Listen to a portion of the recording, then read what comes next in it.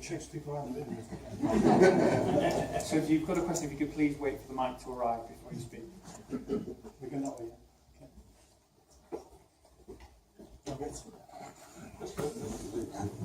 Try not to land on it. It works quite well. You don't have to look at it, that's fine.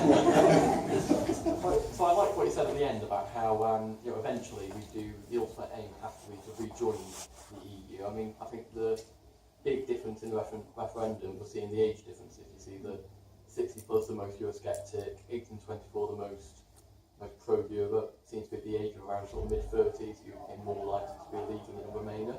I think certainly in the future we will become a lot more, I think a lot of people will be warmed a lot more to the idea of rejoining the EU. So my question is that at the moment, over the years, we've settled some major things with Europe. We've got our way multiple times, we've got the rebate, we're not in Schengen, we're not in the Euro.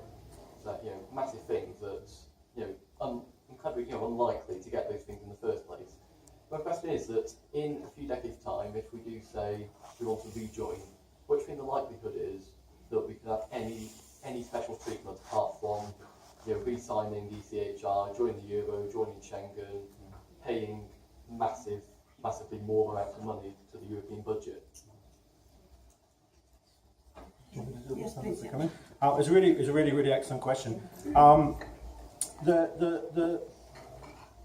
It's a very complicated answer in the sense that there's lots of facets because lots of pieces are now moving, aren't there, on the chess set. I think there's a couple of questions we should ask. The first one is, we have no idea what we might want to rejoin. And so although it's actually quite easy sort of for me to say, we'll get back in there in 20, 30 years' time. Actually, we're leaving, and that means that one of the main veto players in the system, which has prevented the EU from evolving along directions that other member states would like it to evolve, is being eliminated. And that means that we no longer have any control over how the EU might evolve, and we have no idea what the EU might become. You might all remember that a few months ago the French and Germans came out with some proposals for greater cooperation in the field of European defence. They could never even have dreamt of bringing those proposals forward if they hadn't sensed that our veto power was already dead and on its way out formally. So I think that's a major qualification to what I said, maybe to your question. We don't know what the EU will become. Now, the European Commission published a white paper on the future of Europe just a few months ago, which sets out various scenarios for how the EU might evolve. And it is very deliberately intended to stimulate a political discussion upon the member states with an eye to future treaty reform. The election of Emmanuel Macron, one of the first things he said was, I think we need a treaty reform, don't you? Obviously thinking, well, the UK's going. The UK effectively killed treaty reform in Europe. As soon as they're out of the way, let's sit down and start thinking about it again. So I think that's the first big qualification. We don't know what's going to happen yet. But if we sort of work on the basis that actually most member states have no interest whatsoever in federalisation, if anything, there'll be greater flexibility, not less flexibility built into the system, is the most likely prediction. If we work with what we had as a very good deal, a unique deal as a member state, and how far we might want to replicate it, there are basically two challenges. And the first one is the euro, and the second one you rightly mentioned is Schengen. Now, in a way, the euro isn't such a big deal. We have an opt-out. Denmark has an opt-out. We had no formal obligation ever to join the single currency, and we were happy with that. But there are lots of other member states which are formally obliged to join the single currency and have no intention of ever doing it for a very long time. And the main example is Sweden. So Sweden joined the EU. It joined the EU at a time when the EU said any future member state has to sign up to the single currency. The Swedes said, yes, of course we will. And as soon as they got in, they said, by the way, we're never joining the euro unless we have a national referendum in which our population approves that we join the euro. And we don't care about any of the rest of it because you can't force us. And of course that's true. So strictly speaking, the obligation to join the euro is politically, it's a difficult sell because of course you're saying to your own public, we're signing up to this on paper, but in practice nobody can force you and nobody can require you to. Nicola Sturgeon, by the way, is very aware of this in terms of a future independent Scotland. Schengen is more difficult. in the sense that Schengen, the treaties as they're currently structured say very explicitly, it's Article 7 of Protocol 19, I think, if you really want the reference, actually explicitly say any member state that wants to join the EU in the future, any aspiring member state, must sign up to the Schengen Agreement in full. And given that Article 50 says any member state that leaves, when it seeks to rejoin, will be treated like any other country in the world who wants to join, in principle, that will apply to the UK as well. Now, that's a major obstacle, but it's not an insurmountable one, because those provisions were written at a time when the only countries that might want to join the EU were all going to have a land border with the EU. It was going to be Eastern European countries that were inevitably going to be neighbours to Schengen territories. That won't be the case in the future for the UK. We'll still be an island, it's not going to change. And so the rationale behind that provision doesn't actually apply to the UK, or to that matter to an independent Scotland. So it would be relatively easy for the UK politically to make the case that they just need to exempt us from that treaty provision. You just change it and say, notwithstanding Article 7 of Protocol 19, the UK does not have to join Schengen. Given that Ireland will remain in the EU and not part of Schengen, with the common travel area with the UK, it just makes sense. It makes complete sense. So, lots of uncertainty, but on the two big issues that you mentioned, I don't see them as insurmountable obstacles. Thank you. Optimism. Yes. Oh, you're right, I want optimism. Lady right at the back. Should you just wait a second, because for the live stream we do need the microphone there. Don't worry, those in front of me. It's not long enough. I appreciate that you're a lawyer, not an economist. It seems to me that the additional austerity package in Greece is creating an unsustainable situation.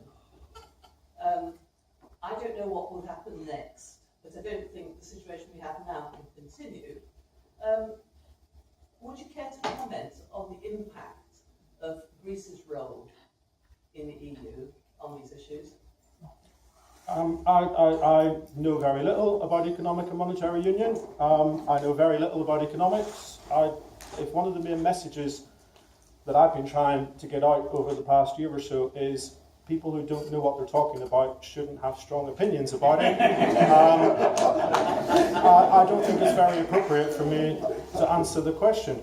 What's happening in Greece is extremely unfortunate, But I think it's worth bearing in mind, and I'm not expressing any view here because I have no particular view on this as an academic, that very different people have very different perspectives on what's happened in Greece. And for every Eurozone lawyer I know who says this is unnecessary austerity which is being imposed upon Greece, they really need to lighten up and change the way that they're dealing with Greece. I meet another Eurozone lawyer who says the Greeks shouldn't have defrauded their way into the single currency, the Greeks shouldn't have defrauded their books consistently throughout the financial crisis, and they can't expect other people to pay for them. This is a problem on which reasonable people can hold very, very different views. My own views are that I don't know enough about it to justify having a strong opinion. My only hope is that they manage to sort it out sooner rather than later for the sake of the people of Greece, not really for anyone else.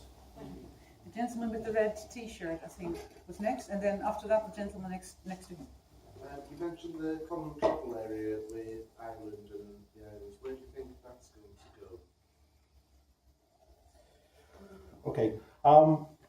This is one of those issues which Ireland has actually scored quite a major diplomatic triumph in the past couple of weeks. There were two problems with the maintenance of the common travel area, which had sort of arisen since the referendum campaign, before it as well, because none of these things weren't foreseen. One is that there was an argument which primarily came from the UK and was endorsed, unfortunately, even in a couple of parliamentary reports, that somehow the UK leaving the EU automatically meant the death of the common travel area as a matter of EU law, that Ireland somehow wasn't allowed to continue the common travel area, or at least not to do so without the full consent of all of the other member states. Now, that argument was always totally phony. It's obvious that the withdrawal of the UK cannot affect the entirely separate sovereign rights and obligations of Ireland as a full member state in its own right under the treaties, and the treaties are utterly clear on this.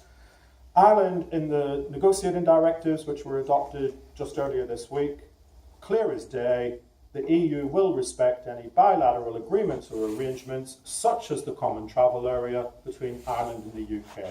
So as a matter of EU law, the problem has totally disappeared. The real problem still remains UK law, because we have no idea what the UK's future immigration policy is going to be. Now, the way that the common travel area works, the common travel area is basically a mini Schengen. That's all it is. It's a mini Schengen area.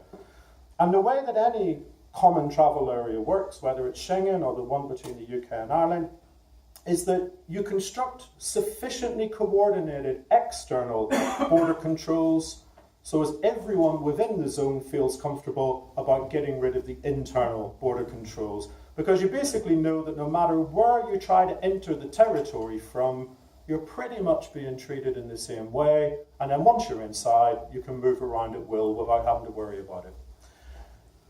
That's worked fine between the UK and Ireland because we're both members of the EU and both closely aligned our policies on third country nationals, non-EU nationals.